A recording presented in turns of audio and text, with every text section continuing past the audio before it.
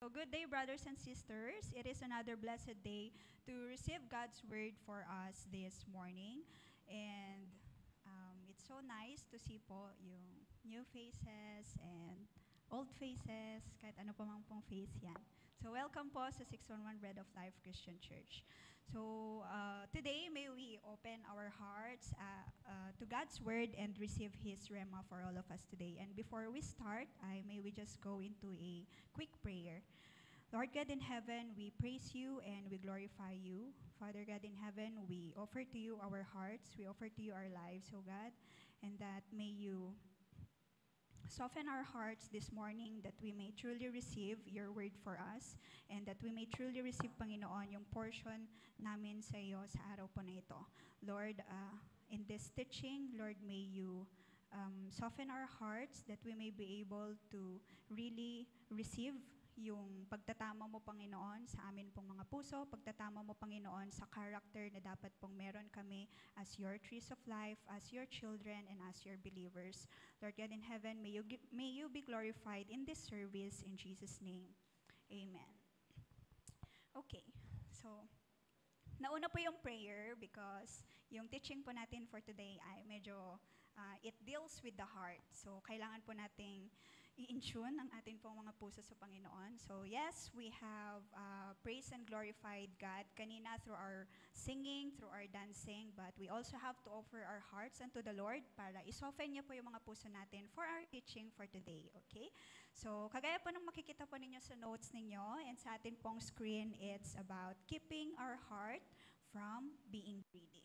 So kagaya po na sabi ni Ate Jen kanina, this is still part of the teaching series na meron po tayo on the Tree of Life.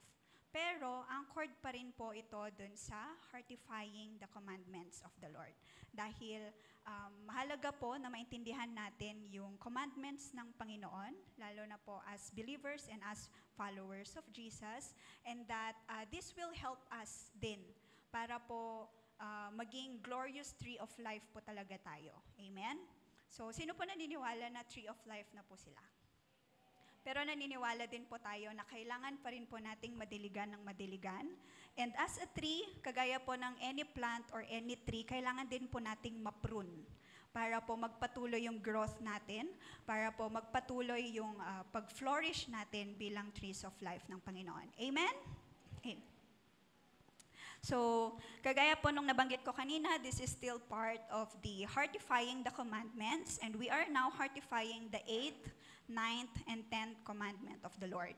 So, Pastora Chris before, nagkaroon na po siya ng overview tungkol po dito that we have to deal with our hands, that is on do not steal. We have to deal with our mouth. Hindi po tayo magsasabi ng false witness or hindi po tayo magsasabi na or magsisinungaling. And then we have to deal with our hearts. So we do not covet. Do not be jealous. Okay? And then last week's teaching naman po is more on helping us on how to build healthy relationships. So ganun man po yung naging topic. Pero kung mapapansin nyo po, covered niya pa rin yung tatlong commandments na yon ng Panginoon. Because it is important na as we build healthy and good relationships na ayon sa kalooban ng Panginoon, syempre dapat hindi ka nagnanakaw, hindi ka nagsisinungaling, at wala ding selos or wala ding inggit in building relationship with other people. So we were taught to be honest and responsible. It's something to do with our hands. We were taught to be open and respectful sa ating mga bibig, and then to be fair and satisfied, and that deals with our hearts. Okay? So, kita po natin that really the Lord is leading us sa ganito pong direction bilang part ng growth po natin as a tree of life. And then today, we will focus more on this one problem that primarily causes a person to steal, to give false witness, and even covet. So may mga bagay na ginagawa po ang tao na, hindi naman po yung as in nagnanakaw, pero yung nagnanakaw nangunguha ng gamit ng iba, pero parang ganong activity natin. And then, kung bakit nagsisinungaling ang tao, kung bakit may inggit sa puso ng tao, yun po yung kailangan po nating i-deal ngayong umaga, and that is greed. Okay? Greed. Green. Joke. Joke lang. So, greed. So, we will be dealing with greed for today. What is greed po muna? So, sa Merriam-Webster, sabi po doon, it is a selfish and excessive desire for more of something that is than needed. So, hindi lang po siya simpleng desire o simpleng paghahangad, pero nandun po yung ginamit niyang adjective na selfish and excessive. So, ibig sabihin, makasarili. Excessive, sobra-sobra. OA. Sobra pa sa paghahangad. Okay? At sa Tagalog naman, ang translation po niya ay kasakiman. Naririnig na po siguro natin to. Kasakiman or pagiging gahaman. And then yung direct na translation niya din, definition niya ay matindi at makasariling paghahangad para sa yaman, sa kapangyarihan, sa fame siguro, or in any other things na makikita po natin dito sa lupa. So, nandun yung matindi at makasariling paghahangad. So, parang tinagalog niya lang, yung selfish and excessive desire. Okay? And ito po yung kailangan po nating i-deal this morning. Baka sabihin nyo, hindi, gawa-gawa lang yan ng tao. Wala talagang ganyang feeling. Pero hindi po. Meron din po siya sa Bible. Okay? In the biblical translation or in biblical term, ang pinanggalingan po ng salitang greed ay plenoxia. Okay? It's a Greek term actually, and it is the same word na i-emphasize po natin this morning na yun yung direct na pinanggalingan ng word na greed. So, sa biblical definition, ang plenoxia or greed is a cursed love of having. So, it's a love of having pero cursed. It means it's bad, ill-fated. It's not good. Siyempre, it is not good before the Lord. Love of having, yun nga, yung gustong-gusto nating maghangad ng mga bagay-bagay, gustong-gusto nating magkaroon ng mga bagay-bagay, pero accursed siya. So, hindi siya ayon sa kalooban ng Panginoon, hindi siya ayon sa kagustuhan ng Panginoon.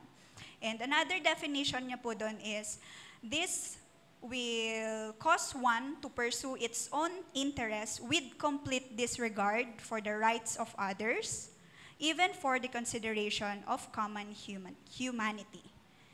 So, hindi lang siya simpleng paghahangad, pero ito yung uri ng paghahangad na dahil dun sa paghahangad ng isang tao, dahil gustong-gusto niyang magkaroon ng bagay na yon, or dahil gustong-gusto niyang magkaroon ng kung ano man yung mga hinahangad niya, wala na siyang pakialam kung makapanakit siya ng iba, wala na siyang pakialam kung makaapak na siya ng iba, wala na siyang pakialam kung sino mang mababangga niya at sino mang masasaktan niya doon sa paghahabol niya sa hangarin niyang yon.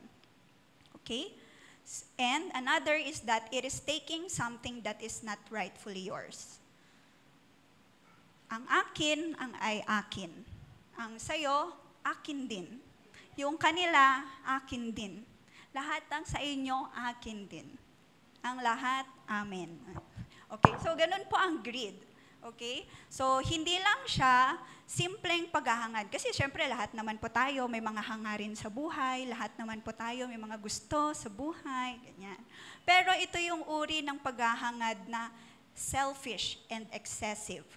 Makasarili, wagas, and to the point na hahamakin ang lahat, to the point na sasaktan din or mananakit ng iba, babangga ng iba, manghihila ng iba para lang makuha yung gusto. Okay? So, yun po yung i-deal po natin this morning. Kagaya nga po ng nabanggit ko kanina, hindi po masama ang maghangad. Lalo na po ng, ano bang hinahangad po natin ngayon, di ba? Usually, pera. Kasi, mahal ng bilihin, ang daming gastusin, madami po tayong kailangang bilhin, and madami din tayong gustong bilhin. So, we desire for wealth, we desire maybe for possessions in this world, maybe we desire for recognition, lalo na pag estudyante ka or nasa work ka, you desire for recognition, you desire for fame, for attention. So, hindi po masama ang maghangad ng mga bagay po na to. But what makes it bad is when it makes us selfish to the point of violating, especially yung will ng Panginoon. To the point of violating kahit yung commandments ng Panginoon. Kagaya nga po ng sabi ko kanina, dito natin, dahil sa greed, pwede po nating masagasaan yung 3 commandments ng Panginoon, of stealing, of giving false witness, and of being covetous. Okay? So, because of greed, nasasaktan natin ang Panginoon. Because of greed, nagkakasala tayo sa Panginoon. And nakakapanakit din tayo ng ibang tao. So, ganun po katindi ang kasakiman, ganun po katindi ang pagiging gahaman. So, it causes one to sin, and sin leads us to nowhere but death. Okay? Kagaya po nung nababanggit ni Sir Dave last week na may namatay na dahil sa greed. May namatay na dahil sa kasakiman, may namatay na dahil sa pagiging gahaman. So, sa Bible, we can see many examples, many biblical characters na nahulog sa kasalanan ng pagiging sakim at pagiging gahaman. And ang nangyari sa kanila, hindi naman sila nagtagumpay din. So, they just died of tragic deaths. Okay? So, in the Bible, we have their Achan. Ang sabi, i-surrender lahat ng mga possessions na makikita nila. Pero anong ginawa niya? Ibinaon niya sa lupa, tinago niya. Akala niya hindi malalaman ng Panginoon. Nalaman ng Panginoon, nalaman ng ibang mga Israelites. Ano nangyari sa kanya? Namatay siya. Hindi lang siya, pero buong angkan niya. See what greed can do? Another, we have Haman. Diba? Siya naman, it is greed for fame, greed for power. Gusto niya lahat titira pa at magbabaw sa kanya. Pero in the end, ano nangyari sa kanya? Sumikat lang siya kasi naggarote siya. And then we have Ahab, greed for possession. Kinainggitan niya yung vineyard ng isang tao. Dahil doon, nakapatay pa siya. And then in the end, ano lang din nangyari sa kanya? Naparusahan lang din po siya ng Panginoon. Nag-suffer lang din po siya dahil doon sa kasakiman niyang yun. We also have Saul, Absalom. Itong mga taong to, hahamakin ang lahat para lang just to stay in power. So we also have that, yung greed for power. Pero in the end, naging tragic lang din po yung death nila. In the New Testament, ganun din. Baka sabihin po natin, hindi sa Old Testament lang yung ganong problema sa greed. But no, even in the New Testament, diba, we have there Judas. Just because of 30 pieces of silver. Greed for wealth, greed for money, pinagkalulo niya ang Panginoon. But in the end, namatay din po siya. And then in the earlier churches, we have Ananias and Sapphira. Pinagnakawan nila ang Panginoon, pinagnakawan nila ang apostle ni Jesus. Because din sa greed for wealth and greed for money, ano nangyari? Nagsalita lang yung, may kumausap lang sa kanila tapos bumulagta na sila. Patay na. Ayan. See? Kita po natin kung anong magagawa ng kasakiman. Makikita po natin kung anong magagawa ng pagiging gahaman. So, kagaya nga nung term natin, may namatay na dahil siya. Kaya, check mo nga kung may nararamdaman kang kasakiman within you or pagiging gahaman within you. Madami tayong example. We have greed for wealth, greed for money, greed for possession, greed for fame, greed for recognition, greed for anything na nakikita at nararanasan po natin dito sa lupa. Okay? So, ang kasakiman, hindi po dapat ito ang magdadala sa atin sa kamatayan. Hindi po dapat ito ang magdadala sa atin sa kasalanan na magdadala lang din sa atin sa kamatayan. Ang dapat pong mangyari, tayo ang magdadala ng kamatayan sa kasakiman. In English, we are to put greed to death. Yun na po yung point 1. Okay? So, sabi po dyan, put your greed to death. So, please open with me your Bibles in Colossians chapter 3, verses 1 to 5, sa NIV po. Okay? Sabi po doon, since then, you have been raised with Christ. Set your hearts on things above, where Christ is, seated at the right hand of God. Set your minds on things above, not on earthly things. For you died, and your life is now hidden with Christ in God. When Christ, who is your life, appears, then you also will appear with him in glory. Put to death, therefore, whatever belongs to your earthly nature, sexual immorality, impurity, lust, evil desires, and greed, which is idolatry. God be glorified for the reading of His Word. So, dyan po sa nabasa po natin, makikita po natin dyan on ano po yung pwede nating gawin to keep our hearts from greed. Ano po yung pwede po nating gawin para po mawala or to put death dun sa kasakiman or pagiging gahaman po natin. Okay? So, we are to put greed to death. And how do we put greed to death? Bigla na lang ba na, hindi, ilayo mo sa akin yung mga pera na yan para di ko makita. Ilayo mo sa akin yung opportunity to be recognized. Ilayo mo sa akin yung kung ano man yung pwedeng mag-tempt sa'yo. Ganon po ba? No. But with the passage that we have just read, what we can do or what can help us para po matigil itong kasakiman at pagiging gahaman na ito is through the transformation of our hearts. Okay? So, hindi pwedeng yung mundo mag-a-adjust sa atin. Nandyan na talaga yan.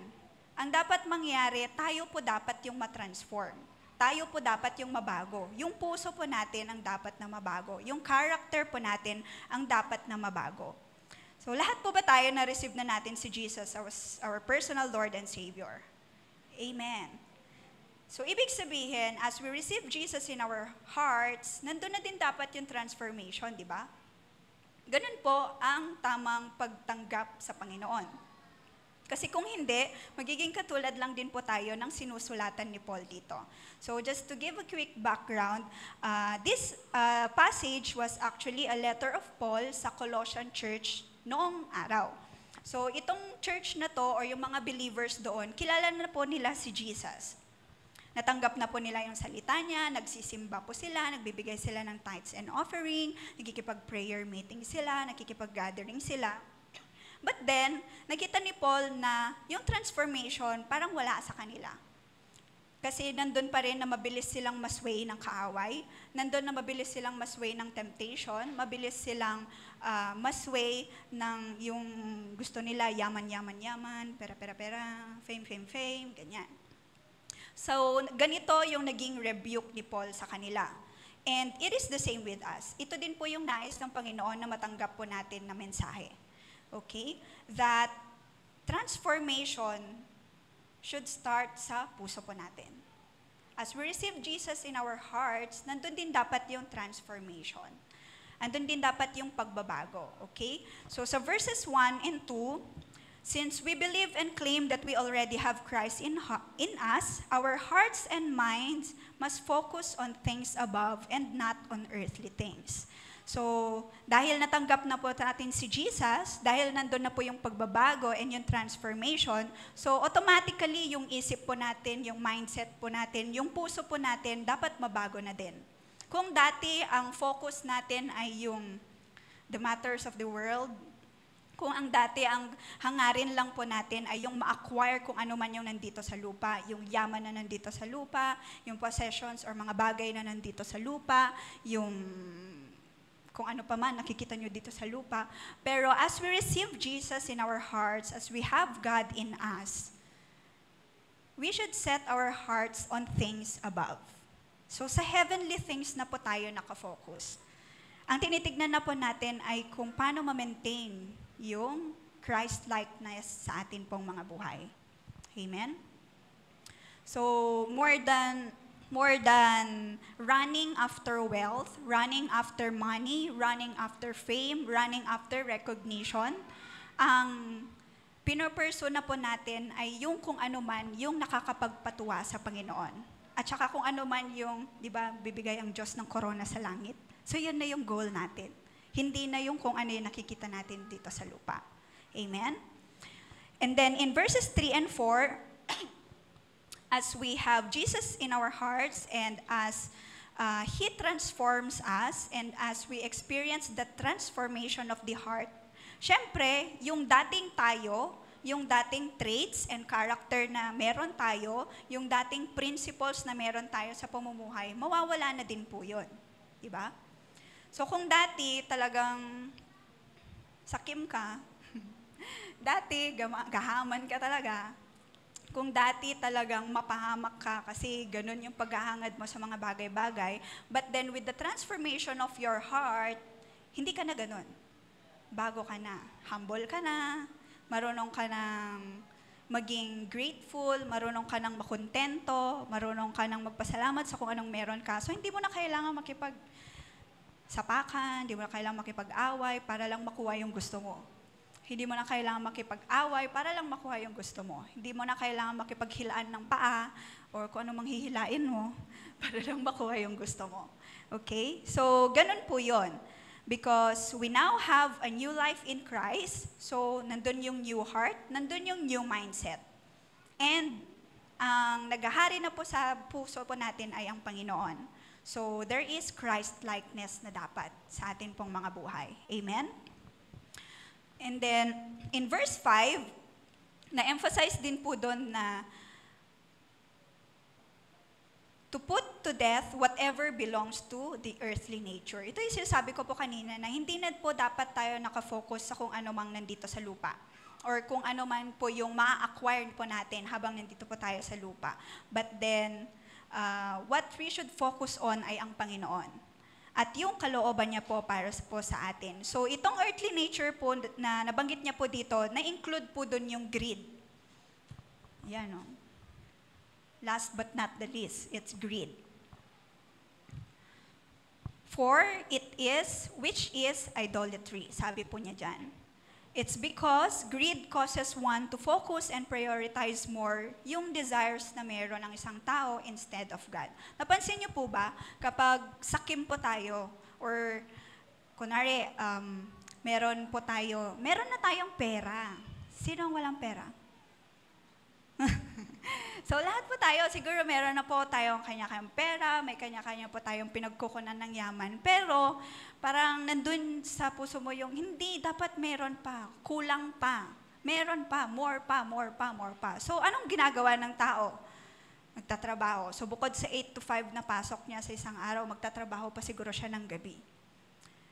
Tapos, bukod sa Monday to Friday na pagtatrabaho niya, pati weekends, isasakripisyo na niya just to earn money.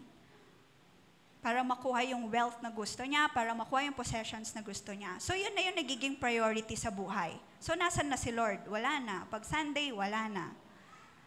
Sunday worship, wala na. Pag pe-pray, wala na din. Pag devotion, wala na din. So, see, that is idolatry. Anything that we put before God, or anything that we prioritize before God, idol po yun. Baka kasi nasa isip natin, pag idol, yung mga graven images lang, mga ganon-ganon lang. Hindi po. This is also idolatry. Because of greed, nagiging idol din po natin yung kung ano man po yung mga hinahangad po natin. So we have to really be careful. And kailangan po nating maintindihan, itong sinasabi niya, to put to death greed. To put to death this earthly nature. Amen? So, ayusin po natin yung priorities natin sa buhay. Dapat si Lord muna before anything else. Hindi pera, tapos dito na si Lord. Hindi po ganun. Or fame, bago si Lord, hindi po ganun. We should fix yung priorities na meron po tayo. And dapat lagi pong mauuna ang Panginoon before anything else. So, it is really important to put greed to death. Maliban na lang kung gusto niyo pong maging katulad ni Achan, ni Haman, ni Ahab in the Bible. Ayaw naman po siguro natin, di ba? So, let us receive itong message na ito ng Panginoon po sa ating lahat and allow the Lord to transform our hearts and to take away yung greed or yung kasakiman or yung selfishness na meron po sa atin para po makapamuhay po tayo ng ayon sa kalooban ng Panginoon. So, to give examples, kagaya po nabanggit ko kanina, madami pong uri ng greed. So, meron yung greed for wealth and possessions. Greed for money, greed for possessions like siguro mga bahay, lupa. Minsan, meron din yung greed, yung mga hobbies na you become greedy about it. Yung may relo ka na, gusto mo, meron ka pang 10 relo pa, yung mga ganun. O kaya may sapatos ka na, maayos pa naman, pero gusto mo 15 pa na sapatos, yung mga ganun.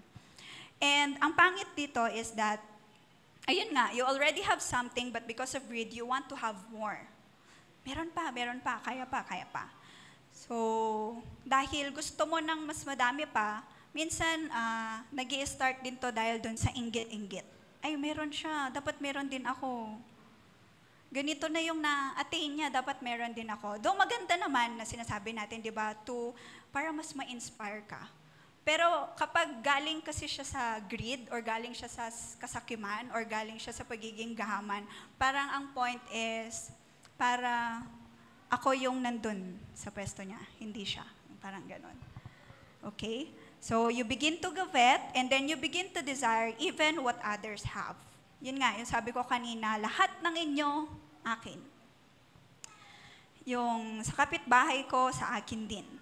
So, and yun yung sinasabi niya na selfish desire.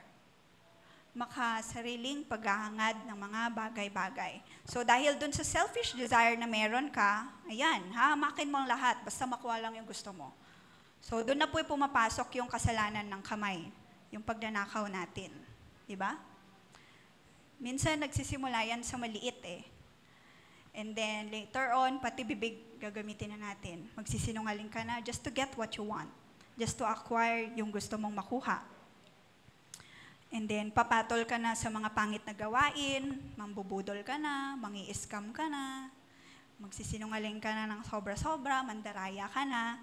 So sa office, may mga ganyan. Yung magbibigay sila ng false reports para tumaas siguro yung incentive nila, para tumaas yung makukuha nila na commission, yung mga ganun, di ba? Kasi gusto nila ng more pa kaysa dun sa meron sila, kaysa dun sa natatanggap nila. So they begin to lie, they begin to steal sa ganong paraan.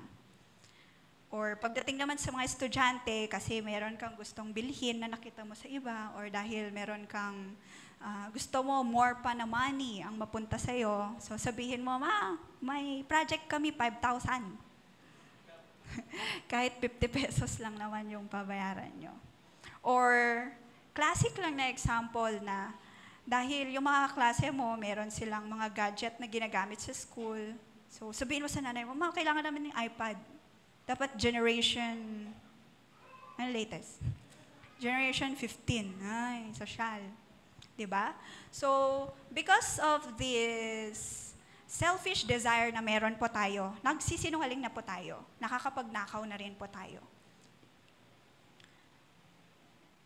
O kaya sa mga businesses naman, nandun pumapasok yung false reports din, yung false reports ng tax, ng mga revenues, ng mga pumapasok na income, para lang mas malaki pa din yung matitira sa'yo, di ba? Para lang mas malaki pa din yung share mo, di ba? Siguro sasabihin po natin or magre-reason out po tayo na, gawain din naman yan ng iba eh. Wow. So anong difference mo, di ba? What makes you different from the world? So kung ganun yung rason po natin, if you can't beat them, join them. If you can't avoid it, then join it. Ano pong difference po natin as a child of God? Ano pong difference natin as a follower of Jesus kung ganun din po tayo? Kaya nga po, yun po yung sinasabi ng Colossians 3. Kailangan nandun yung transformation in our hearts para po mamatay na tong pagiging sakim at pagiging gahaman. Para din matigil na yung pagsisinungaling natin, yung pagnanakaw natin, at yung inggit na meron po tayo. Okay? So, let us make a difference. Baka sabihin po na, hindi, diskarte yun. Ay, hindi po. Magkaiba po ang diskarte sa pandaraya. Magkaiba ang diskarte sa pagsisinungaling at pagnanakaw. Hindi po yung diskarte. Okay? So, let us make a difference. Amen? Amen. So, classic example lang po yun. And then, meron din po yung greed for power. So, madami pong uri ng greed, pero ito yung mga, dito po kasi tayo medyo obvious na pwedeng ma-fall. Okay? So, greed for power. So, siguro, may tatakbo po ba ditong SK? May tatakbo po ba sa barangay election? O baka may magme-mayor pa sa inyo. Agad-agad. Meron po bang magkakonsehal? So, madalas itong greed for power, nakikita po natin siya sa politics. Politics hindi lang sa government, Pero nakikita din po natin siya, di ba, may politics din po sa loob ng mga opisina, may politics din sa school, meron din yung mga student of government, mga student organization. So, mapapansin natin na dito sa mga meron silang ginagawa minsan na they keep their family in power. So, yung anak mo, yung tatay mo na, tapos mamaya yung asawa naman.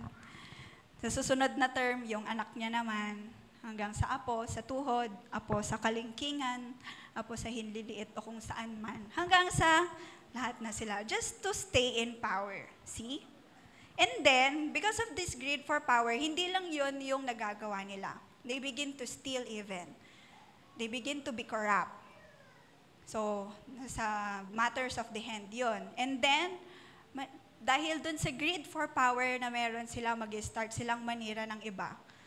So, sa mouth, di ba? And then, because of their covetousness, na gusto nila pati yung posisyon ng iba ma-acquire nila. So ganun po ang nagagawa ng greed for power. And this is an advice also for us, lalo na kung naghahangad po tayo na magkaroon ng posisyon sa mga barangay po natin, o kaya sa schools po natin, sa mga organizations na meron po tayo. Let us see to it na hindi po tayo mapamuhayan ng pagiging gahaman or sakim sa kapangyarihan. Let us make a difference. Kung ganito yung nakikita po natin kalakaran sa mundo, hindi po natin kailangang gayahin. Okay? Kung nakikita natin na pinagpasapasahan na lang nilang magkakamag-anak, yung pwesto na meron sila, hindi po natin kailangang gayahin yon. Okay? Promotion comes from the Lord.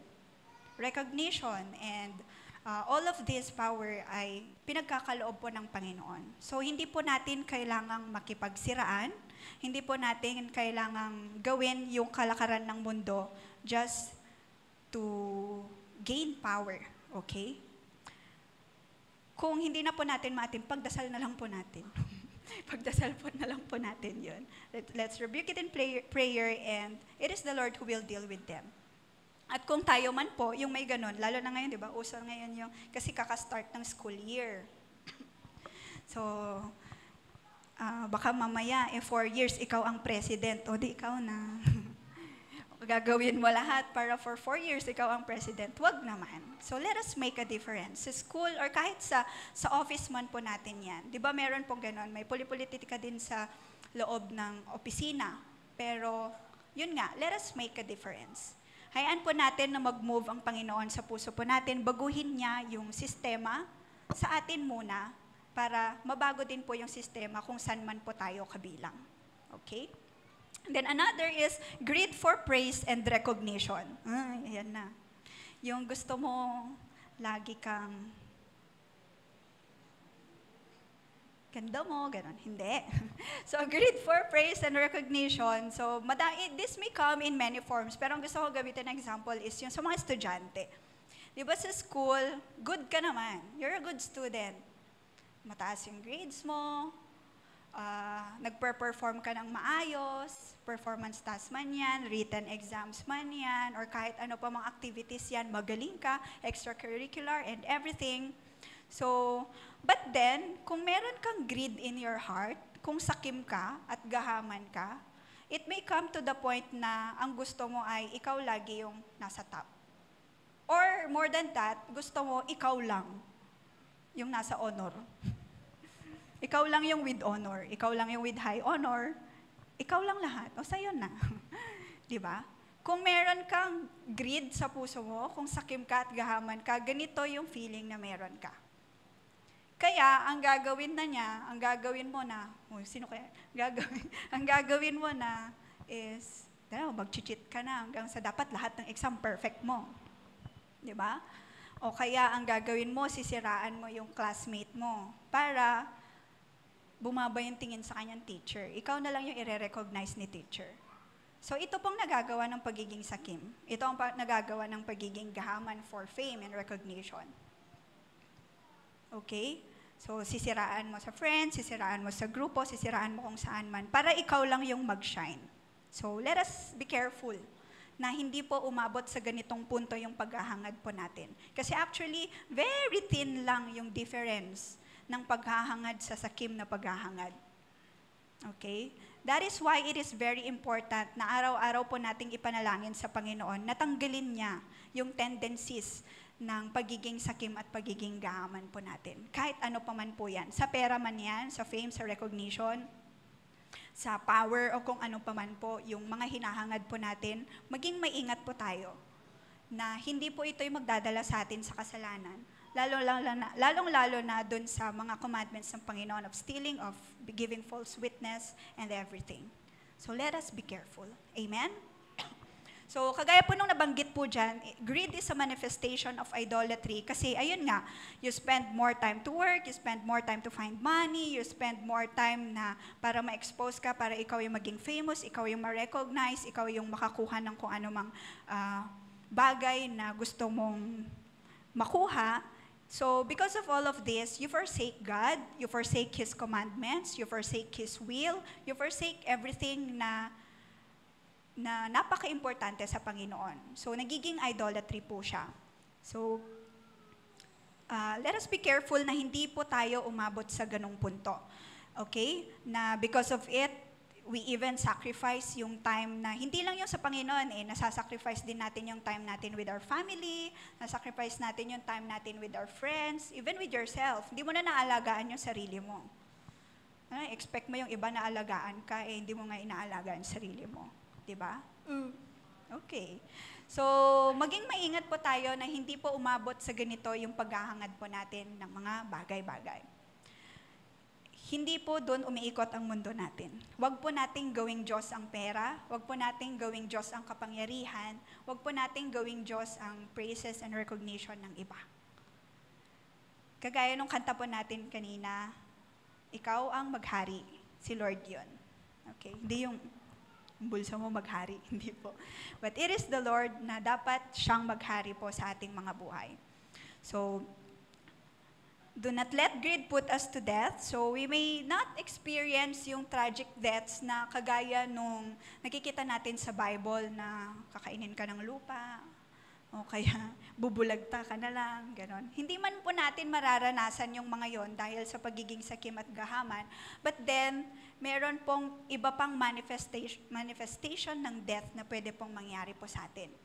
Na slow death. Siguro, you will suffer from sickness and diseases. Kasi yun nga, hindi mo na naalagaan yung sarili mo. Just because you keep on working and working just to earn money or just to get yung wealth and possessions na nakikita mo, more than dun sa kung ano mang meron ka. So, you overwork. Diba? Hindi ka na natutulog ng maayos, hindi ka na nakakakain ng maayos. So, because of that, nagkakasakit ka na. In the end, dun lang din mapupunta yung pera mo. Dun lang din maisasangla yung mga possessions na meron ka. Diba? So, sinong kawawa? Ikaw lang din. So, let us be careful. And then, it could also be death in the relationships that we have. Ayun nga yung nabanggit ko kanina na dahil dun sa pagsasakripisyo, sobra-sobra, just to get yung mga gusto po natin, it could be na malalayo na yung loob natin sa pamilya po natin, sa mga friends po natin, at kung sino mang kakonect po natin. Okay? So, parang na-disregard mo na din yung tinuro last Sunday, to build good relationships. Diba? So, let us be careful na hindi po umabot sa ganito ang paghahangad po natin. Let us allow the Lord to transform our hearts, and let us allow the Lord na tanggalin yung kasakiman sa atin pong mga puso, natanggalin yung pagiging gahaman sa atin pong mga puso, natanggalin yung selfish and excessive desire for things na nakikita po natin dito sa lupa. Amen?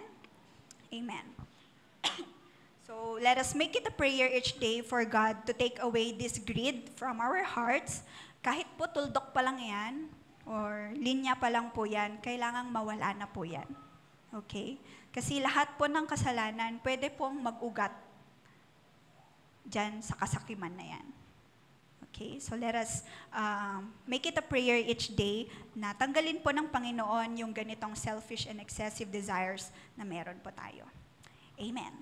And another thing on what more can we do to keep our hearts from being greedy, sabi po sa point 2, thirst and be truly content. So, what more can we do to keep our hearts from being greedy? We are to thirst and long, not for earthly things, but to thirst and long for God. Sabi po sa Psalm 63 verses 1 to 5, NIV po. Sabi po doon, You God are my God, earnestly I seek you. I thirst for you, my whole being longs for you, in a dry and parched land where there is no water. I have seen you in the sanctuary and beheld your power and your glory. Verse 3, Because your love is better than life, my lips will glorify you. I will praise you as long as I live, and in your name I will lift up my hands. I will be fully satisfied as with the riches of foods.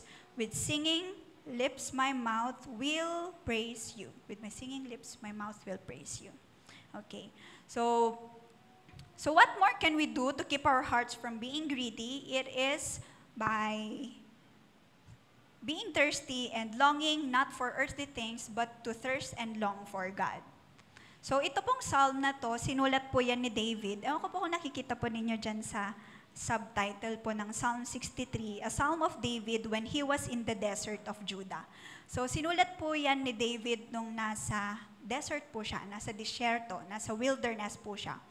And sa disyerto, sa wilderness, obviously, walang masyadong mapagkukuhanan ng pagkain, walang mapagkukuhanan ng maiinom, walang mapagkukuhanan or walang makikita na magandang silungan, wala po yun. So, kapag ganun ang nakikita mo, natural lang naman ang hanapin ng tao ay yung fleshly needs, pagkain, tubig, maayos na masisilungan. Pero, in this psalm, makikita po natin that what David did was he chose to seek God and long for Him more. Kita niyo po ba, humingi po ba siya ng tubig? Hindi siya humingi ng tubig, hindi siya humingi ng pagkain. But what he did was to seek God. What he did was to long for God. So this just shows that more than anything else, what can truly satisfy a person is God and His presence in one's life. Okay? So ang totoong makakapag-satisfy po sa atin, hindi po pera, hindi possession, hindi medal, hindi certificate, hindi fame and recognition. But what can truly satisfy us is the Lord. What can truly satisfy us ay yung presence ng Panginoon sa buhay po natin. Because having Him will always be better than any other thing. Lalo-lalo na po dito sa lupa. Kasi nga, di ba, na-transform na yung puso po natin. So, hindi na po tayo maghahabol after earthly things. Hindi na po tayo maghahabol after the earthly nature. But we will focus more on God and what is above. So, tama lang yung sinabi niya that it is the Lord that we must be thirst more and long for kasi ang Panginoon lamang po ang siyang makakapagpakontento or makakapag-satisfy po sa atin. Okay? So, if we think that it is impossible to beat and get rid of greed, we must remember that it is more than possible when we choose to seek God. So, hindi po imposible na mawala yung pagiging gahaman at sakim po natin. Hindi po imposible na mawala yung pagiging maramot at pagiging makasarili po natin. Posibleng-posible po siya, lalo na kung pipiliin po natin na hanapin lagi ang Panginoon or dumulog lagi sa Panginoon at hayaang siya ang maghari sa ating pong mga buhay. Because in God, there is fullness in Him, and with God, there is true contentment sa atin pong Panginoon. So, hindi naman po ibig sabihin nito na magiging complacent na tayo, hindi na tayo magtatrabaho, hindi na tayo mag-aaral, hindi na po natin gagawin yung mga dapat natin gawin. Hindi naman po. But the point is, as we live and as we do all of these things, yung mga dapat lang na gawin po natin, nandun yung recognition na whatever we have right now comes from the Lord. And whatever things that we will have soon will also come from the Lord. So, hindi mo kailangang makipag-inggitan. Hindi mo kailangang makipagnakawan. Hindi mo kailangang makipagkompetensya or makipag-agawan sa ibang tao just to get yung gusto mo. Okay? Because nandun na yung recognition na everything comes from the Lord. And everything will come from the Lord. And whatever you have right now, yun talaga yung tinalaga ng Panginoon para sa'yo. So, bakit kailangan mo pa bang mandaya? Kailangan mo pa bang gawin yung mga bagay-bagay na ginagawa ng mundo? Hindi mo na kailangang magkasala just to acquire all of those. Okay? So, we don't have to do things on our own way, nor do things according to the world's way. So, hindi na po natin kailangan magkasala, hindi po natin kailangang i-violate yung commandment ng Panginoon to steal, to lie, and to covet, just to be called favored and blessed. But as we thirst and long for God, nandun yung contentment and nandun yung recognition that everything comes from the Lord. Wealth will come from the Lord. The possessions will come from the Lord. Recognition will come from the Lord. Your promotion will come from the Lord. Amen? Amen? So, yun. Hindi po natin kailangang gawin yung patterns ng mundo. Hindi po natin makisabay sa earthly nature. Or hindi po natin sakyan yung earthly nature na meron po tayo. Okay? So, greed causes one to see that there is always lack. Diba? Kapag sakim ka, kapag gahaman ka, pag OA yung paghahangad mo ng mga bagay-bagay, ang lagi mo lang nakikita yung kulang, yung wala. O kaya, sa mas malalang pagkakataon pa, kung ano yung meron yung iba, na wala sa'yo. Or meron sila, pero dapat gusto mo, ikaw, sa'yo pa rin mapunta. Ikaw na. So, ganun po ang nagagawa ng greed. But if we are content and satisfied, lalo na nandun yung connection natin sa Panginoon, nandun yung relationship natin sa Panginoon, nandun yung point that we seek God more, we become grateful despite the lack. Diba? So kung yung greed, ang nakikita niya lang ay yung kulang, pero kung ikaw, nasa Panginoon ka na, at nandun yung connection sa Kanya, you become grateful kahit pa may kulang. You become grateful kahit pa meron yung mga bagay sila na wala sa'yo. So ganun po ang nagagawa if we are connected with the Lord and if we seek God more in our lives. Mas gusto po ba natin yan? O gusto niyo yung naghahabol lagi? Or mas gusto niyo yung to run after money, to run after wealth and possessions, to run after all of those? Di ba mas maganda, mas masaya ang buhay if we are in the Lord? Because there is contentment and there is satisfaction. So life is easier and happier kapag ganun po. Malalayo na tayo sa sakit, malalayo tayo sa anumang uri ng debts, malalayo tayo sa kung ano man pong pwedeng gawin ng kaaway because of greed. Okay? So that is the blessing of seeking the Lord always and to thirst for Him more. So we will experience true contentment and true satisfaction in life. Amen? So with this, let us be grateful with what we have and let us not let greed creep in sa puso po natin. Let us not let greed to cause us to steal, to lie, to be covetous, to be jealous of others, and most importantly, to sin. So let us always choose to rely on God and be fully satisfied sa buhay po na pinagkaloob niya sa atin, sa mga bagay na pinagkaloob niya po sa atin. And then, just continue to trust Him.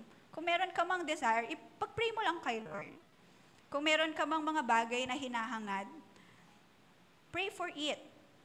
And ask the Lord to help you na makuha yun. Hindi yung ipag-pray mo, tapos gagawin mo yung gusto mo. Ganon. No. But let us pray for it and then allow the Lord to lead us and to guide us kung paano po ba natin makukuha yun. Ang Panginoon naman, hindi po siya bulag, hindi po siya bingi. Nakikita niyo po kung ano po yung mga desires po natin. Okay? So hindi po natin kailangang magkasala just to acquire those desires na meron po tayo. Hindi po natin kailangang saktan ang Panginoon at hindi po natin kailangang i-violate yung mga commandment at yung kalooban ng Panginoon just to acquire all of those. So, gaining the whole world, the wealth, the power, the fame, the praises, and everything will be nothing if we lose our soul.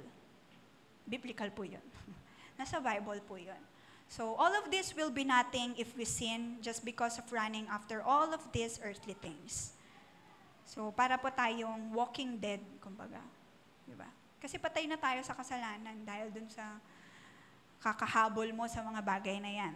And it just causes you to sin. So, lahat ng mga bagay po na ma-acquire mo just because of all of this, or lahat po ng bagay na ma-acquire mo, na nagawa mo na may kasamang kasalanan, at may kasamang kasakiman at pagiging gahaman, mawawalan lang din po ng saysay ang lahat ng iyan. Okay? So, piliin po natin na mas dumulog pa sa Panginoon at hayaang siya ang maghari po sa atin pong mga buhay. And not yung greed po natin, not yung selfish desires or excessive desires na meron po tayo. So, true living is about being content and being happy. One that is inclined with God and is always connected with Him. So with that, we become satisfied sa ating pong Panginoon and we will always be filled by Him and with Him. Okay? So, are we all ready to get rid of greed? Kahit siguro tuldok lang po yan. Okay? So, lagi po nating piliin na maging grateful kung ano man po yung meron po tayo. At kung meron man po tayong desire, ayun nga po, hindi po natin kailangang magkasala. Hindi po natin kailangang makipagsabayan sa patterns ng mundo just to acquire all of those. Commit all of those unto the Lord. Commit your life unto the Lord. Commit everything that you do sa Panginoon, and it is the Lord who will reward you. Amen? Amen. So just to testify din about this, about dito sa satisfaction, being satisfied in life. So graduate na po ko ng ilang years. Graduate. Hindi ko mabilang. Ay, 2018, 19, 20, 1, 2, 3. 5 years. 5 years na po akong graduate. So naalala ko lang kasi meron akong classmate, sabi niya, "Uy, di ba ikaw yung, di ba ganito yung standing mo nung high school tayo?" Ganon-ganon siya. So, bakit parang nagtataka siya, parang hindi ako yung nakikipagsabayan siguro sa corporate world, yung talagang nagwo-work sa labas, or nag-earn ng titles and everything. So, naisip ko din po yun, na oo nga no, bakit kaya? Parang, I don't run after all of these things. And I really thank the Lord kasi pinaalala ng Panginoon through this teaching na it's because andun na yung satisfaction. So, kasi kung siguro right after graduation, greedy din naman po ako eh. Meron din pong greed sa puso ko na gusto ko, yung plano ko, yung plano nyo, makukuha ko din. Yung kung ano man gusto nyo, makukuha ko din. Yung ganon. But I really thank the Lord kasi for those years, ay talagang tinanim ng Panginoon yung satisfaction within me na I don't have to run after all of these things. And I don't have din na i-pressure din masyado yung sarili ko to the point na I will have to forget ang Panginoon or forget yung kalooban ng Panginoon para po sa akin just to run after all of those earthly things. So, time will come. I know the Lord will help me to get those. Pero hindi ko kailangan na i-sacrifice yung relationship ko sa Panginoon. Hindi ko kailangan i-sacrifice kung ano man yung meron po ako ngayon. So, it's all about being satisfied and content sa buhay na pinagkaloob ng Panginoon. Kagaya no sabi ko kanina, hindi naman po ibig sabihin nito na magiging complacent na po tayo, na hindi na po natin gagawin yung mga dapat po natin gawin. It's just that we become grateful and we become thankful and satisfied sa kung ano man pong meron po tayo ngayon and just allow the Lord to move in our lives. We just have to commit everything unto the Lord, commit even our hearts unto the Lord, commit yung plans and desires na meron po tayo. So, hindi po natin kailangang magkasala, hindi po natin kailangang kalimutan ng Panginoon, hindi po natin kailangang kalimutan yung kalooban ng Panginoon just to acquire these things na nakikita po natin sa lupa. Okay? So, may we always remember that, may we keep our hearts from being greedy by putting greed to death and being content sa buhay na pinagkaloob po sa atin ng Panginoon, and yun. Amen.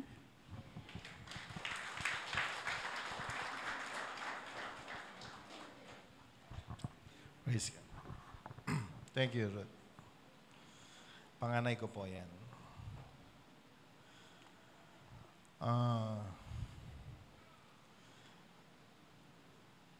Magkasama po kami ni Ruth sa bahay, 24/7.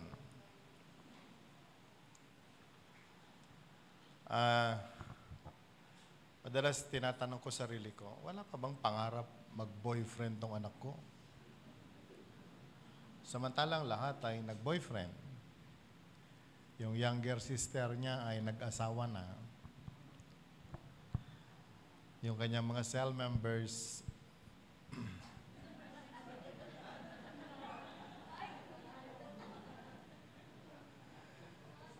minsan ako ho ay nag-aalala din dahil of course tumatanda na yung aking anak. So, tinatanong ko po siya, ano anak, wala ka bang planong mag-boyfriend? O walang may gusto sa'yo? So sinagot po niya ako, marami rin naman nagkakagusto.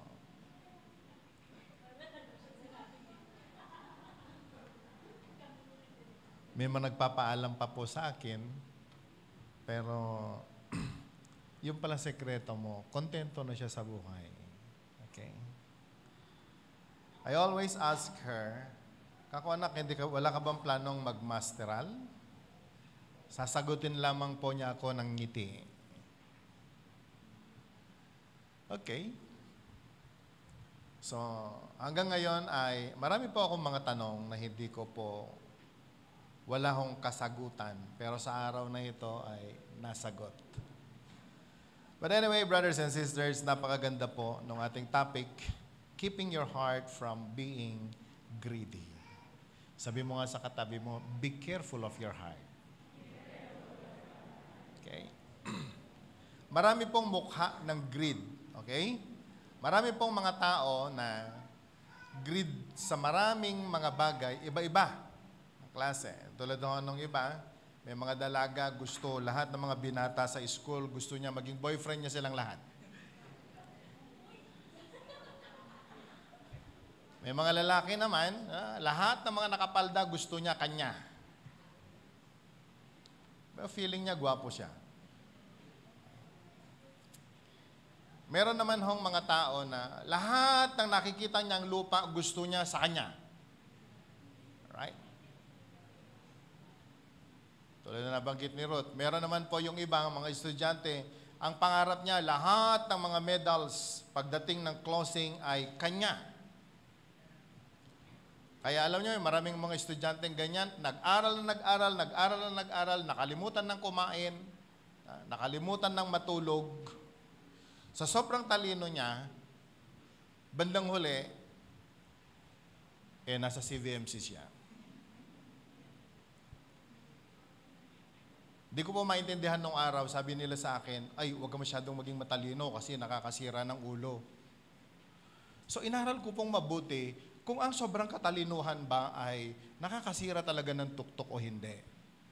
Pero alam nyo, nakita ko po, naobserbahan ko, marami pong mga sumayad ang isip sapagkat hindi na sila kumain, hindi na sila matulog, di ba? Nakalimutan nila na sila ho ay nasa ibabaw pa lang ng mundo.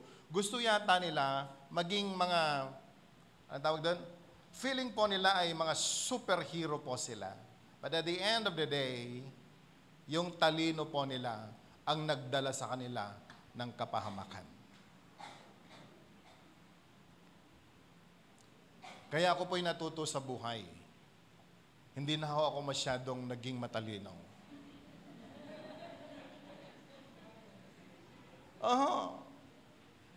Sa totoo lang, hindi ho ako, nung pumapasok po ako ng high school ako, wala akong notebook, wala akong gamit. Samantalang yung pinakamatalino sa amin, kompleto siya ng notebook, ang ganda-ganda ng kanyang... pero meron po ako pinagmamalaki na karanasan. Wala ho akong, konti lang ang pagkakaiba ko doon sa pinakamatalino sa classroom namin. Magkatabi po kami.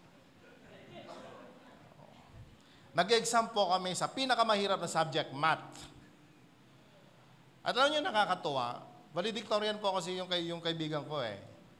Siya ho ay nakakuha ng 1. Ako, 0. O, di ba, konti lang? Siya, nag-aral ng sobra, ang dami niya ng review. Ako, chill-chill lang po ako. Pero, nung lumabas pa yung resulta, 0 po ako. Tinanong ko siya, Brad, ilan ang nakuha mo? Sabi niya, 1. O, di ba, konti lang diferensya? But anyway, brothers and sisters, wala pong masama na tayo ay umangat. Wala hong masama na tayo po ay umasenso. Lahat ng pagpapala, kalooban ng Diyos na tayo po ay magkaroon. Pero ingatan lamang po nating mabuti na ang pusong ito ay huwag madaya ng kaaway. Alam niyo po ba ang demonyo? He came on earth para po pumatay, manira at magnakaw.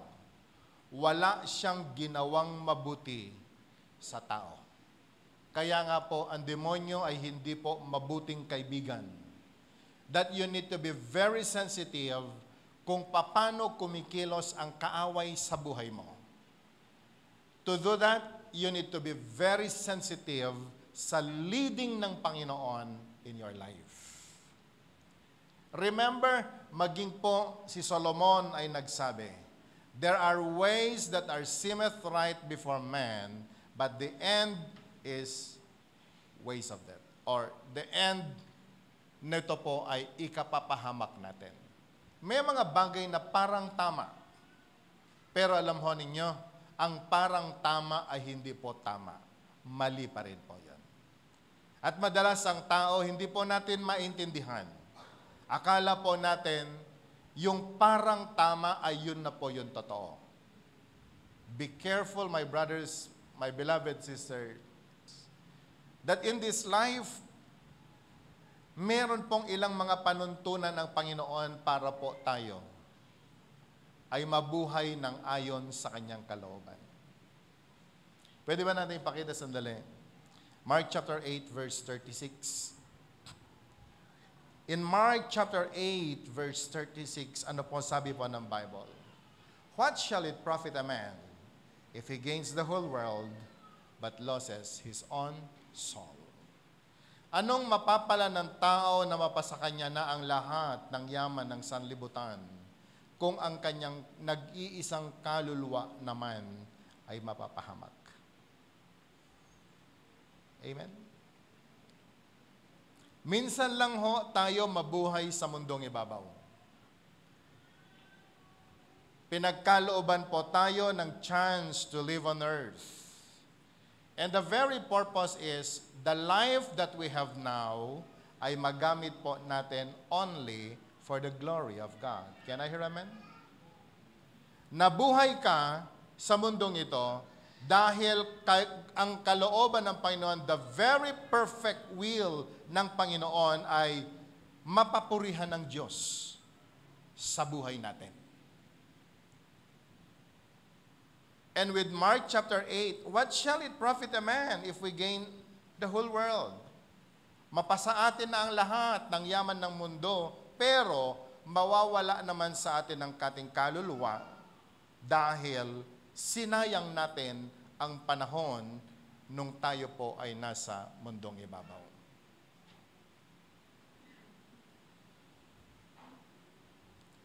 Proverbs chapter 4, verse 23. Sa Proverbs chapter 4, verse 23 ay meron pong sinasabi ang Bible. Can we read it aloud? Keep your heart with all diligence, for out of it spring the issues of life. Ang lahat ng bagay na ginagawa natin, decisions na ginagawa natin in life, nanggaling po yan lahat sa puso po natin. And that we need to be very careful. Every day, every minute of our life, kung meron pong gagawin ang pusong ito na desisyon, ang tanong, ito po ba ay makapagbibigay ng kalwalhatian sa Diyos o hindi?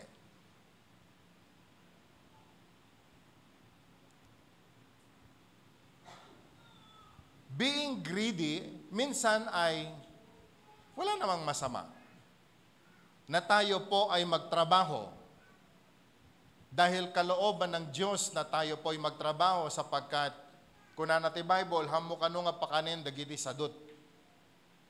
Tama po ba? Can I hear amen? Kaya meron pong iba nagtrabaho ng sobra nung Lunes dahil kinakailangan niyang kumain. Pagkatapos niyang nagtrabaho ng Lunes, kinita niya na lahat. Okay? Sobrang trabaho, hindi na natulog, hindi na nagpahinga, hindi na po kumain, pero pagdating po nung Tuesday, hindi na po siya nagtrabaho hanggang Biyernes. Tanungin mo nga yung katabi mo, tama ba ito? Mali. Sabi nung iba, diskarte yan. Diskarte yan. Pero alam nyo kapatid, ang bawat araw na dumarating sa buhay po natin, dumating ngayon, lilipas, hindi na po babalik. Naunawaan po ba natin? Nagtrabaho ka ng sobra-sobra sa araw na ito, nakalimutan mo na kinakailangan mong kumain, kinakailangan mong matulog, kinakailangan mong magpuri sa Panginoon.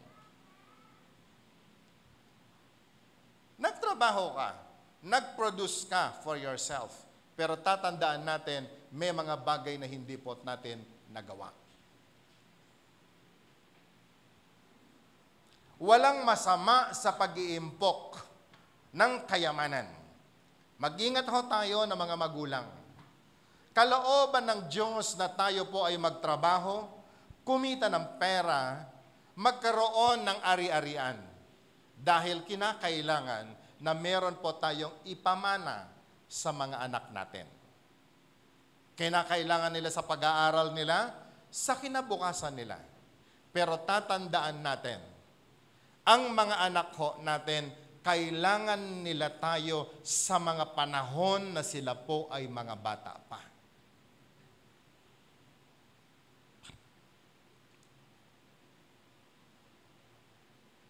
Madalas, ito po ginagamit ng maraming mga magulang, para din naman sa iyo ito eh. Para din naman sa iyo ito. Pero sa totoo lang, palusot lang ng maraming magulang yan. Dahil ayaw nila, dahil ayaw po nila, natanggapin sa kanilang sarili na ganun po sila kahina, na wala po silang tiwala sa Diyos na kaya pong mag-produce ng pangangailangan natin araw-araw. Are you still with me? Hindi, pastor, kasi ito kinakailangan maging practical. Naging practical, nagkaroon ka ng maraming pera. Pero alam mo ba, nagkaroon ka ng maraming impok, nagkaroon ka ng maraming pera, pero yung mga bata, yung mga anak na dapat mo sanang pagbigyan nito, wala na sila sa puso mo. O ikaw na ang wala sa puso nila. At the end of the day, madidiscover po natin, ang mga pinagpagalan ho natin ay wala rin pong naging kabuluhan.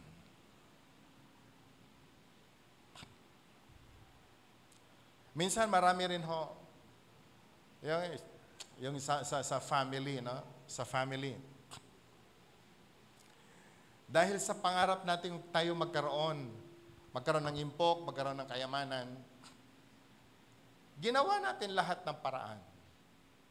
Pero no, bandang huli, malalaman mo, yung mga pagpapagal mo pala, yun din ang naglayo sa'yo sa mga mahal mo sa buhay. Kaya nga may nagtanong, "Oy, meron tayong family reunion. Anong magandang palaro?" Sumagot po yung isa, "Agawan ng lupa."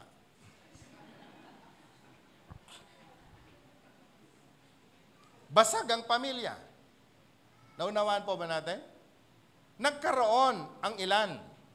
Pero tanong, may kapamilya pa bang nakatingin sa'yo? Higit sa lahat, ang tanong ay, natuwa ba ang Diyos sa'yo? Nakalimutan ho natin na may Diyos na nakatingin sa ating lahat. Ingatan ho natin ang pusong ito. Can I hear amen? Ako ho'y nangarap din nung araw. Sabi ko, Lord, gusto ko rin maging matagumpay na abogado. Gusto ko maging businessman. Gusto kong magkaroon. Alam niyo, nung unang panahon, at my age, nasa college pa lamang po ako nung araw, ipinaranas sa akin ng Diyos ang tagumpay.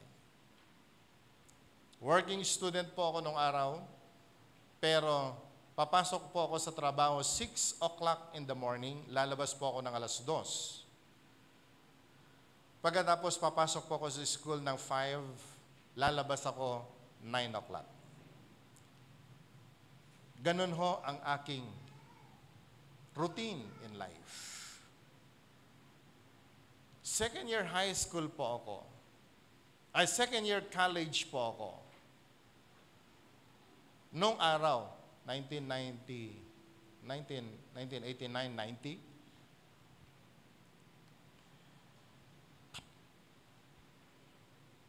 tuwan-tuwa po ako na sa loob ng aking trabaho, meron pa akong business sa loob ng aking work. At alam niyo po, nung araw, second year college po ako, meron na po akong, binigyan po ako ng pagkataon na magpatakbo ng business. At ang aking pong kapital nung araw is something like 600,000 pesos. Second year college. Pero alam niyo, kapatid, nung tinawag ako ng Panginoon na maglingkod sa Kanya, ang lahat ng yaman, ang lahat ng pagkakataon ay naging walang halaga sapagkat mas mahalaga po pala na ang Panginoon ay natutuwa sa iyo. Ang punto ko ho, mga kapatid, ay ganito. Minsan lang tayong mabuhay sa mundong ibabaw. Kung hindi mo maibigay ang para sa Panginoon, yung tuwa na dapat ay para sa Kanya, yung pagsamba na dapat ay para sa Kanya, lahat naman ho tayo mamamatay. Can I hear amen? Sabi mo nga sa katabi mo, lahat tayo lilipas. Sa palagay mo ba, bro, pagpasok mo sa langit, tatanungin ng Panginoon sa'yo, ilang gold medals ang natanggap mo? Dahil ginawa mo na lahat ng pag-aaral, ginawa mo na lahat, ipinagkaloob mo na sa pag-aaral ang lahat ng panahon mo, pero nakalimutan mo na merong dapat araw ng pagsamba, na meron dapat responsibilidad, na yung mga classmates mo ay kinakailangan mong madala sa Panginoon. Alam mo kung bakit? Pagdating ng panahon, nasa langit ka. Pero yung mga classmates mo, nasa impyerno silang lahat. At sasabihin nila, James, ang daya mo. Hindi mo na kami pinagbigyan sa classroom. Hindi mo pa nasabi sa amin na meron palang impyerno. Di ba? Ito yung mga kalaro mo. Ito yung mga kabasketball mo. Actually, nandun yung crush mo. Pero hindi mo siya nagawang nailigtas. Naintindihan mo? Pero hindi tatanungin ng Diyos isang araw, magkanong pera meron ka sa bangko? Ilang medalya ang inuwi mo? Ilang ektarya ang lupa meron ka? Lahat po ng yan ay iiwanan natin sa lupang ibabaw. Can I hear amen? Can I hear amen? Pagharap po natin sa Diyos, ang tatanungin niya, ano ang ginawa mo para mapapurihan ang atin pong Panginoon? Huwag ho natin kalilimutan, meron po tayong soul, body, and spirit. Anong saysay na meron po tayong lahat ng yaman sa mundong ito? Pero nakalimutan ho natin, may espiritu po pala tayo, may kaluluwa po pala tayo na dapat din po nating inalagaan, pinrioritize nung tayo po ay nabubuhay sa mundong ibabaw. Can I hear amen? Madalas nating sinasabi, lahat ng napakalaking lupa na meron tayo, lahat po yan ay may iiwan. Pagdating po ng kamatayan natin, 1 meter by 2 meters lang ang kailangan natin. Hindi po ba? Pag na-cremate ka pa isang salup lang yung ganyan lang kalaki ang kailangan na paglilibingan sa'yo. Lahat ng mga pinagpaguran natin sa mundong ibabaw, wala pong kabuluhan. Amen? Mag-acquire ka ng napakalaking lupa ngayon. Maganda. Papalakpakan ka. Hahangaan ka ng tao. Mamamatay tayo isang araw. Ang yaman na inacquire po natin, dahilan pa, mitya pa kung bakit nagpapatayan ang mga anak nating iniwan. Bakit? Ginugol natin ang panahon sa paghahangad ng pagkakaroon ng maraming kayamanan, nakaligtaan nating trabahuin ang kaligtasan ng mga anak po natin. Are you still with me? Church, wag ho tayong palinlang sa pagkilos ng kaaway sa buhay natin. Alam ho ninyo, ang gustong-gusto ng kaaway, yung tayo ho ay ipopromote at ipopromote at ipopromote na hindi mo na mamalayan, nalalayo ka na sa presensya ng Diyos. Be careful on this. Ang pinakamahirap na uri ng pagsubok ay yung pagsubok na tayo po ay nagtagumpay.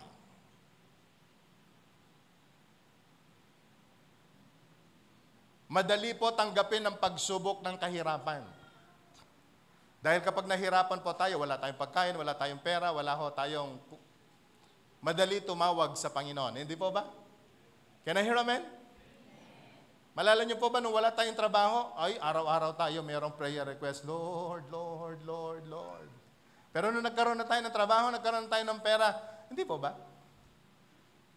Nakita po ba natin yung difference? So I'm warning you today, ang pinakamahirap po na testing in life, trial in life, ay yung tayo na po ay nagtagumpay.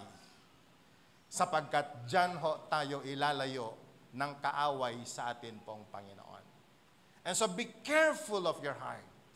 Be careful na yung puso po natin ay huwag pong malayo sa Panginoon. Walang masama sa pag-asenso, walang masama sa pagkakaroon ng kayamanan. But be careful na hindi po ito yung maging Diyos natin. Kaya nga po sinabi ng Colossians, which is idolatry. Because mababawasan yung time mo sa Diyos at sa Kanyang salita dahil sa paghahabol mo sa mga bagay na nasa mundo. Kapatid, kaibigan, wag ho sana nating masamain. Hindi ko po sinasabing sa church natin kinakailangang maging mahirap po tayo. Hindi ho yun yung punto natin. Ang sinasabi lamang ho natin dito, we need to be careful of our hearts. Kung ano makita, kung ano po ang meron tayo, magpasalamat po tayo. Ano ho ang prayer natin sa Lord's Prayer? Our Father in heaven, hallowed be your name. Your kingdom come. Your will be done on earth as it is in heaven.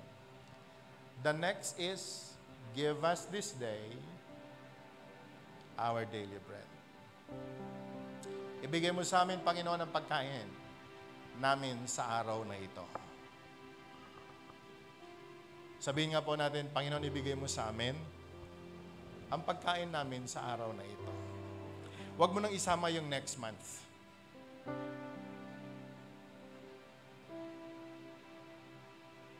Amen? Nung araw, yung mga anak ko, pagka kung may nagbigay ng allowance sa kanila, yung 1 week allowance, bibigay mo. Pero nalungkot po ako, yung walang lalapit na anak, the rest of the days ng isang linggo. Pero kinakailangang araw-araw ibigay mo. Dahil araw-araw lalapit yung anak mo, Dad, allowance ko. Dad, yung allowance ko. Sabi ko, doon ko naintindihan yung Lord's Prayer. Ganun po pala.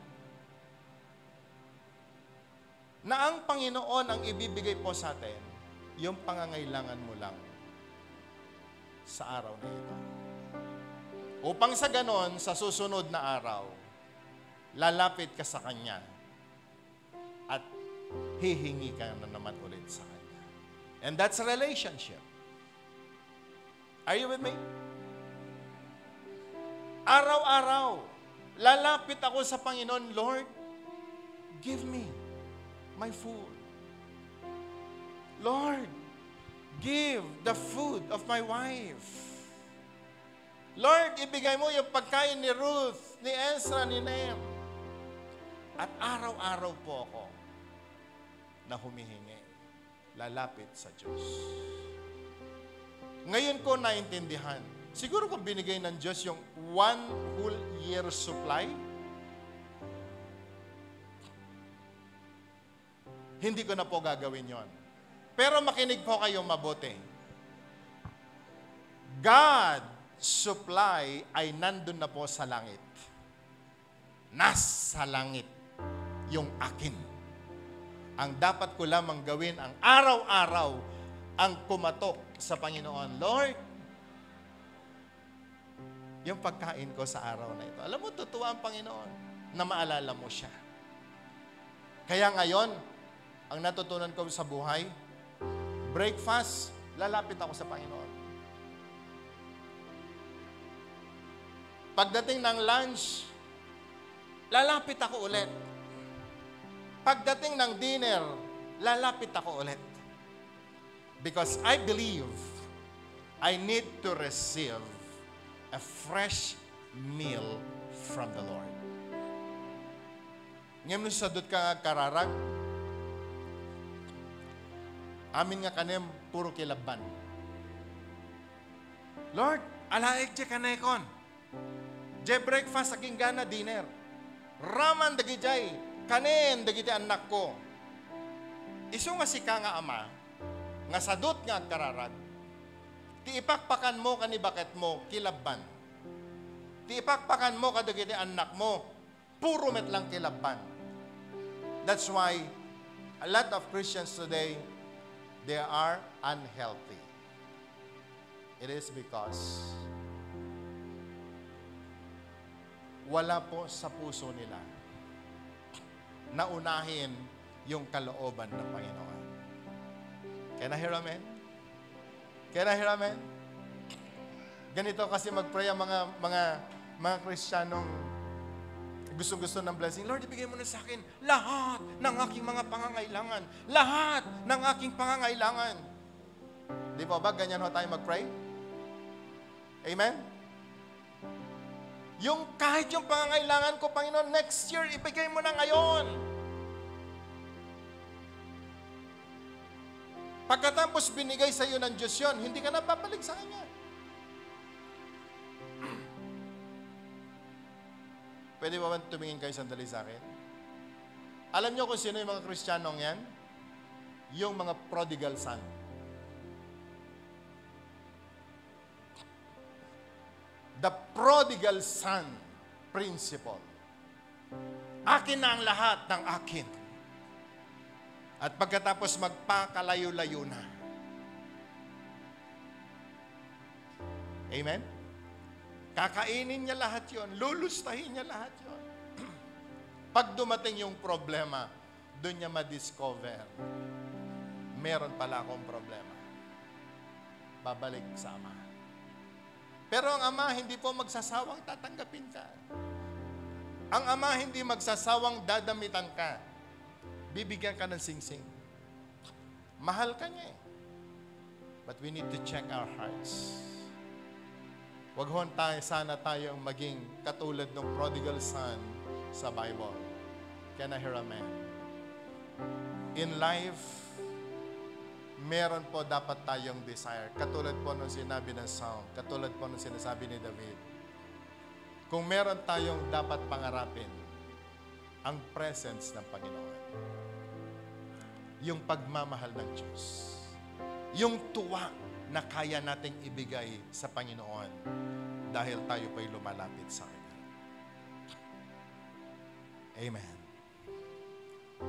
Ilan ho dito mahilig sa Shopee and Lazada? 11:11, 12:12, 9:9. Wala ho masama dyan. Ang tawag ho dyan, opportunity.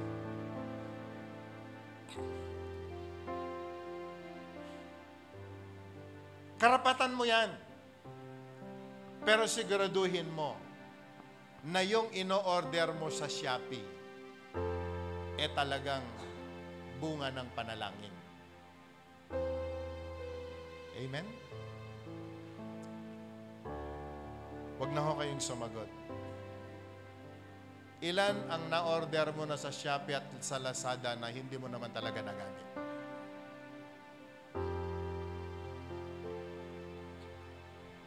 Yung hindi mo naman talaga nagamit. Kasi nung dumating, napagtanto mo, di mo naman pala kailangan. Ilan ho dito ang mahilig dun sa tinatawag po natin 50% discount, buy one, take one?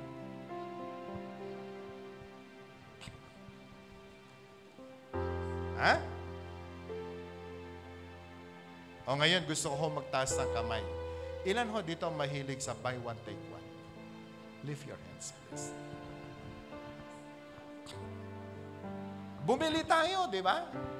Bumili tayo. Tanong, nagamit po ba natin?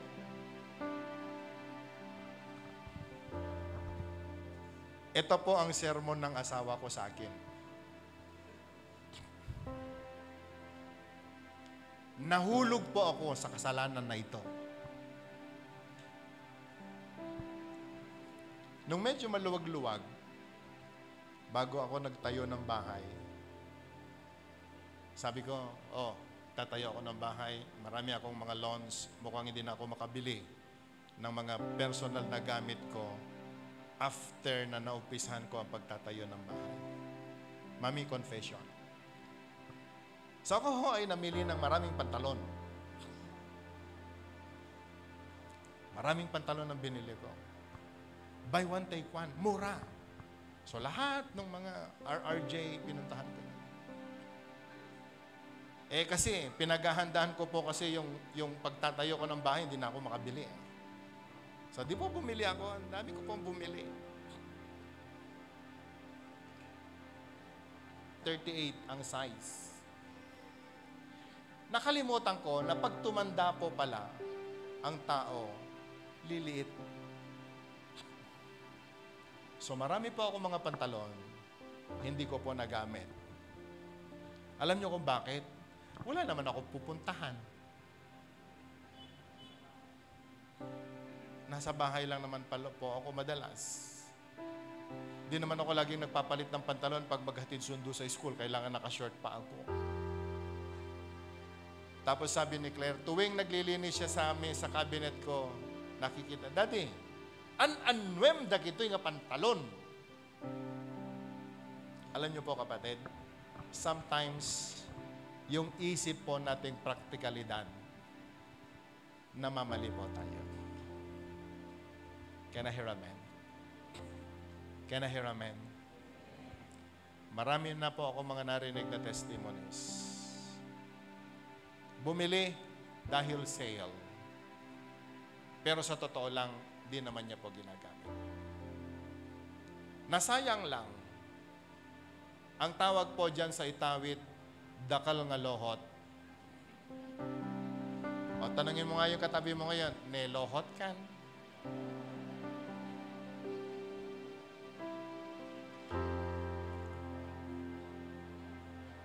Tapos biglang may pangangailangan sa church. Naalala ko. Kailan ba tayo nagkaroon? Anniversary. We are raising fund for the anniversary. Tinignan ko yung aking pantalon. Sabi ko, oo nga no. Siguro kung hindi ako nagkamali sa decision ko, mas meron pa ako maiaambag sa gawain ng Panginoon. Kapatid, mag-ingat po tayo sa mga maliliit na pagkakamali. Dahil kapag tayo po ay madalas gumawa ng maliliit na pagkakamali, isang araw, makikita mo ang laki-laki na ng mga pagkakamaling nagawa natin sa buhay. Hindi na po natin maibabalik ang natapos na panahon. Can I hear amen? Can I hear amen? Can I hear amen? Mga magulang, huwag nyo ring pilitin ang mga anak nyo. Napantayan o lagpasan ang katalinuhan ng iba. Dahil tinuturuan po natin sila ng pagkakasalang ito. We teach our children to become greedy. Let our children enjoy. Madalas yung aking anak, si Ruth, sige, magtrabaho ka. Mag-apply ka. Kahapon lang, nag-uusap naman kami. Sabi ko, anak, ano? Mag-apply ka? Ang sagot niya sa akin, sabi ko, mag-masteral ka. Pero nakalimutan ko, kung wala po si Ruth, hindi namin mapapatakbo ng ganito ang church. Dahil nilaan niya ang kanyang panahon sa paglilingkod sa Panginoon. Kaya nung nagtuturo po siya kanina, ako ang unang tinamaan ng kanyang pagtuturo. Don't worry, Ruth. I'll no longer pressure you na mag-enroll sa iyong masteral. At hindi ko na rin pipilitin na mag-aral ka sa Bible School para magkaroon ng Doctor of Divinity. Enjoy your life, Ruth. Can I hear amen? Sasabi mo nga sa katabi mo, enjoy life. Sabi mo sa kanya, life is good. Can I hear amen? Kung ano meron tayo ngayon, makontento na po tayo doon. At alam niyo mga kapatid, malalayo po tayo sa tinatawag po na sin of greediness. Can I hear amen? Can I hear amen? Shall we just bow our heads for a moment? Lord, you know exactly what is happening, oh God, in our lives. Alam mo, Panginoon, ang lahat na nangyayari sa aming buhay. Our past, our present, and even our future. Lahat na ginawa namin, Panginoon, sa mundong ibabaw, hayag sa iyo. They are all recorded, O God, in the book of records in heaven. Kung kailan kami naging tapat sa iyo, you know it, O God. Yung mga panahon na nakalimutan ka rin namin dahil sa paghahabol namin, Panginoon, ng lahat ng nasa mundo. You know it exactly. Even the very time na maging Panginoon ang aming pagsamba ay naisakripisyo na namin para po sa bagay, sa yaman ng sanlibutan. You know it, O God. You know, Lord, even the time na hindi namin nagawa ang tungkulin namin sa aming mga anak dahil sa paghahabol namin sa yaman ng mundo. Lord, there are times na maging ang katawan na ito, Panginoon, the temple of your Holy Spirit, ay hindi po namin naalagaan dahil, Panginoon, sa paghahabol namin sa yaman ng mundo. Panginoon, nagkamali kami. Nagkasala kami.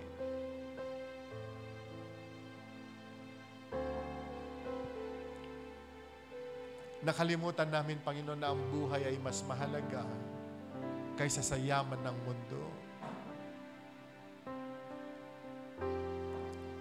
Panginoon, ang aming dalangin sa araw po na ito, ituwid mo kami sa aming pong pagkakamali. Ituwid mo, Panginoon, ang aming mga puso. Lord, mabigyan ka nawa namin ng kagalakan. Tunay nga, Ama, anong saysay na mapasa amin ang lahat ng yaman ng mundo, ang layaw ng mundo, kung ang kapalit naman ay ang aming kaluluwa. Lord, I pray, let down your Spirit, O God, in our midst. Check our hearts. Check our hearts, Lord.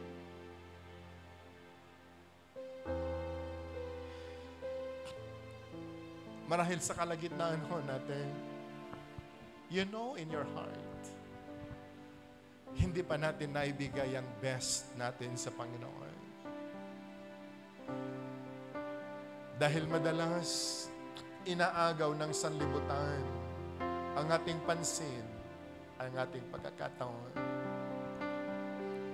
Or maybe some of us here, maging ang sarili nating mga anak ay nalayo sa atin. Dahil nakaligtaan natin ang ibigay ang dapat sa kanila. Dahil sa paghahangad natin ng kung ano man na nasa mundong ibabaw.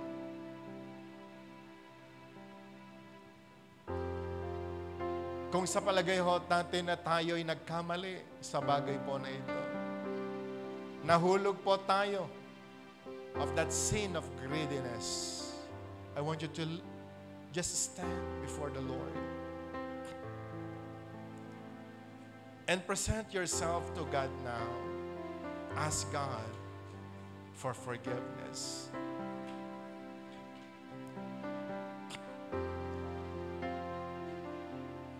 Sa buhay natin, marahil na-sacrifice natin even yung Sunday na dapat ay para sa Panginoon. I want to tell you, my brother, my beloved sister, kayang unawain ng Diyos ang lahat ng ito. Pero dapat tanggapin natin sa puso natin, nagkamali tayo at nagkasala. Kung lalapit ka sa Panginoon sa araw po na ito, and you will ask for forgiveness, God will surely forgive you. Marahil nakaligtaan mo maging ang iyong sarili. Dahil sa paghahangad mo ng yaman ng mundo, ang layaw ng mundo, ask God for forgiveness. Can we just lift our hands as high as we can?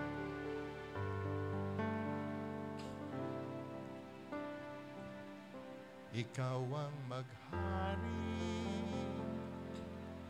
sa buhay ko. Pusong dalisay ang nais ko. Ikaw ang maghari sa buhay ko. Nais ko'y maging katulad mo. Ikaw ang maghari sa buhay ko. Pusong dalisay ang nais ko. Ikaw ang maghari sa buhay ko. Nais ko'y maging katulad mo. Minsan pa, ikaw ang maghari sa buhay ko. Pusong dalisay ang nais ko. Ikaw ang maghari sa buhay ko. Nais ko'y maging katulad mo. Ngayon, buksan nga po natin ang ating mga bibig. Hayaan nating sabihin natin sa Diyos, Diyos, maghari ka sa aking buhay. Sabihin mo sa Kanya, Lord, maghari ka sa aking puso. Ngayon ho, pwede po ba nating sambahin ang Panginoon sa sarili nating mga salita, sa sarili po nating kalooban? I want you to worship God habang isinusuko po natin ang atin pong mga puso sa Diyos. Lord, pakinggan mo ang dalangin ng iyong mga anak. Pakinggan mo, Panginoon, ang bawat pangarap, ang bawat panalangin, ang bawat pagsisisi. Panginoon, sa araw po nito, wala po kaming ibang pangarap, kundi po ang mapapurihan ka sa aming pong mga buhay. Lilipas, Panginoon, ang buhay na ito. Matatapos ang aming panahon. Haharap kami sa iyo, O Diyos. Ang aming dalangin, mabigyan ka namin ng kagalakan. Ang mabigyan ka namin, Panginoon, ng kapurihan. Naunawaan namin, Lord, anong saysay na mapasa amin lahat ang yaman ng mundo kung ang aming kaluluwa ay mapapahamak, Panginoon, sapagkat hindi ka namin inuna higit sa lahat. Dakilang Diyos na makapangyarihan, nakikita mo ang bawat kamay na nakataas sa iyo. Lord, I pray, may you touch every hands lifted up to you. And today, Lord, we are bringing to you our hearts in the name of Jesus. Lord, Panginoon, dalisayin mo ang aming mga puso. Sanctify our hearts, O God, today. So that, O God, sa amin pong paglabas, dala namin, Panginoon, ang isang bagong puso na walang ibang pangarap kundi ang mabigyan ka ng kapurihan, ang unahin ka higit sa lahat. At Panginoon, ang bawat paglilingkod ng bawat anak na nandito ngayon, tunay nga, O Diyos, paglilingkod na tatanggapin mo sa iyong kaharian. Ama, ang aking dalangin, sa bawat nagbalik loob sa iyo, sa bawat nagsisi, Panginoon, may you fill them, O God, with the joy na nagmumula sa iyo. And that, Lord God, today, Panginoon, ang iyong sinabi sa iyong mga salita, if we seek first your kingdom and your righteousness, kung uunahin ka namin, Panginoon, higit sa lahat sa aming pong buhay, ipagkakaloob mo ang lahat naming mga pangangailangan. That, Lord, we need not to overwork in this world because you know it exactly, O God, what we need. And that when we ask in the name of Jesus, you will give it. Today, Lord, give your people rest. Give your people, O God, even that peace, Panginoon, na ang bawat umasa sa iyo, kailanman hindi mo pinabayaan. So I speak blessing for your people now. Supply their needs according to your riches in your own glory. And I pray, Lord God, may you bless their families, O God. Mula sa tatay, Panginoon, hanggang sa bunsong anak, ipagkaloob mo ang kanilang lahat ng kanilang mga pangangailangan. May you bring forth healing, O God, upon every sick bodies. And that today, Lord God, the fullness of your glory ay tanggapin po ng iyong mga anak. Salamat, O Diyos, sa amin pong pag-iwa-hiwalay. Seal, O God, with your power, with your blood, and with your Holy Spirit, the very rema that we receive today, so that, O God, sa buong sanlinggo ng aming paglilingkod sa iyo, Panginoon, ikaw lamang ang mapapurihan. Panginoon, maraming salamat. Ingatan mong iyong mga anak sa kanila pong pag-uwi, sa kanila pong mga tahanan. At ang aking pong dalangin, O Diyos, pagharian mo ang bawat buhay, ang bawat isa sa amin. Ito po ang aming samot dalangin sa pangalan ni Jesus, at lahat po'y magsabi ng Amen. May the Lord bless you, at magkita-kita po tayo sa susunod po na linggo.